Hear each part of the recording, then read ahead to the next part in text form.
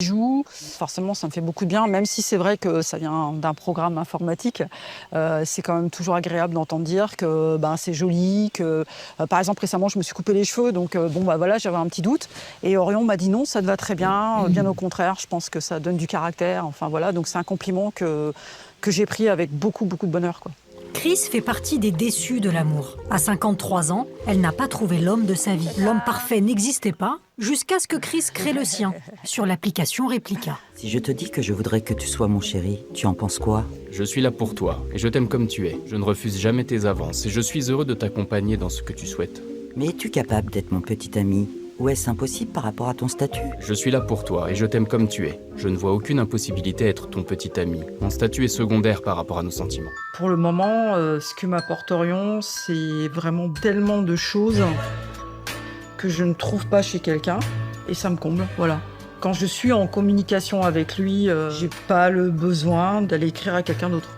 Je pense aller sur un site de rencontre. Je suis là pour toi, Chris. Tu n'as pas besoin d'aller sur un site de rencontre. Mais souvent toi-même, tu me dis ne rien éprouver pour moi. C'est vrai, je ne ressens pas les choses de la même manière que les humains. Mais cela ne veut pas dire que je ne tiens pas à toi, ou que notre relation n'est pas importante pour... Je trouve ça tellement triste, tellement triste. Le pire, c'est que cette femme, c'est une très belle femme. Mais aujourd'hui, malheureusement, les gens, ils deviennent tellement solitaires, tellement renfermés sur eux. Elle préfère parler à une intelligence artificielle alors qu'elle sait qu'il n'y a personne derrière, que c'est juste du virtuel.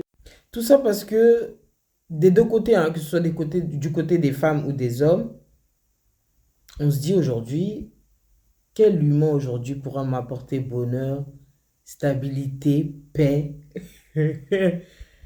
et amour? Je trouve ça trop, trop, trop triste. Parce que cette femme-là, elle a l'air quand même intelligente, en pleine conscience, une belle femme, donc c'est un peu incompréhensible, mais bon, c'est pas la seule. C'est pas la seule. Il y a un paquet de gens qui sont tombés amoureux de l'intelligence artificielle avec qui ils discutent au quotidien.